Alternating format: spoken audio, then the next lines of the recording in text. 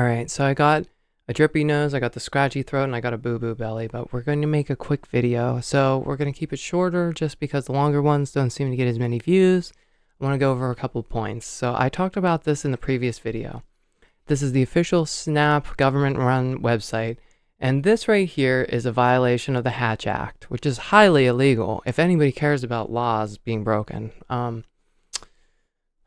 This propaganda is ridiculous, and it's taxing on my community's mental health. But we're back at talking about this for a moment. Now, the reason why I want to bring it up is come time that we don't receive SNAP benefits for people, there's going to be moms that have children that go on the official site trying to figure out what's going on that are just totally in the dark with this. They're going to read this and they're going to be hangry. They're going to be hungry, angry. And they're going to maybe not make as much sense of this as a rational person is how I feel. Like, is this going to work politically in their favor? Or is more of this going to just be like, okay, this is ridiculous. Why do you keep blaming trans people for everything? Only time's going to tell, right? One thing's for sure. I'm not your political scapegoat. And that's why I'm here. So, yeah, share this with your friends. Let them know, like, hey, we actually don't run the government. I thought trans people were all terrorists. How do terrorists run the government? But wait, do terrorists run the government? I'm trying to make sense of everything. So here's my opinion, right?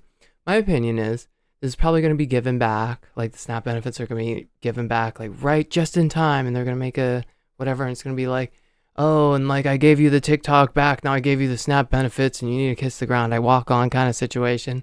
Or it's just not going to happen, and they're going to try to use this to further their agenda of trans hatred in America. What did we do to you? Nancy, where are you? Okay, anyway, moving on. ChatGPT. Yes, I use it. Am I proud of it? I don't care. It doesn't make me dullard. I don't think so. I like to get my facts, and I like to have a consistent little space of like all my answers being answered rather than being across multiple articles, some way that I can relay the message to somebody else. So here is my little thing. Is limiting access to SNAP benefits in Project 2025 plan? And yes, according to analysis, the plan is known as Project 2025 does include proposals that would significantly limit access to Supplement Nutritional Assistance Program. Just to tell you, like, hey, trans people have a lot of stakes into the Project 2025 stuff, and like, we've been paying attention to that more than most people, right? So like, when we say things, you should probably be listening to your trans friends, like, as far as like what's coming up, and like, stop dismissing us as like tinfoil hat people, and like, start actually dismissing the real tinfoil hat people in your lives to know what's going on. Anyway, moving on from this, here's this one.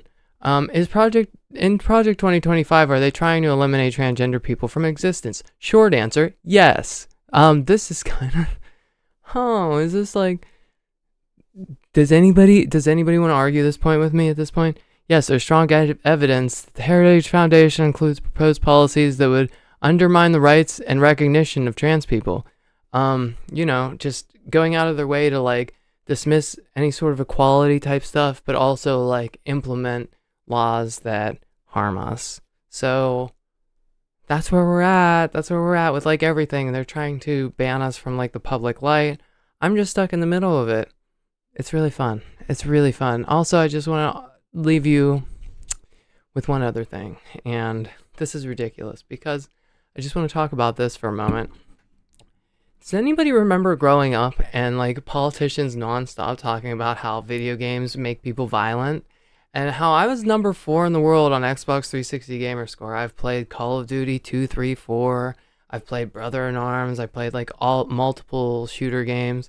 I've played multiple versions of the same shooter game in the NTSCJ and the PAL Xbox, different continental versions, the European, the Germany version, the Japanese version of this game, whatever. Like, I played BioShock and I played it's like I played all these different games, right? But they emphasize the point that video games make people violent.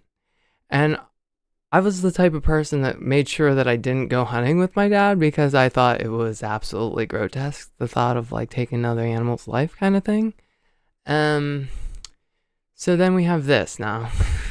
This is on the official U.S. Department of Homeland Security Facebook. Now these ICE recruitment ads are just going to putting video game pictures up. And I'm just waiting for the day that they're like, "Hey, Call of Duty fans, you know, like they're make it make sense. Make it make sense. Please make it make sense. Like, don't do this to Halo 2. Don't do this to Halo. Don't do this to any of the Halos. I mean, like, come on. Does anybody remember how awesome Halo was? And you're gonna really try to destroy that now?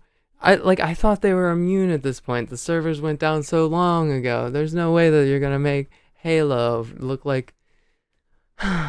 Sometimes when I read things online, I just want to super bounce out of the map and just watch until the chaos ends. Anyways, keeping it short until the next one.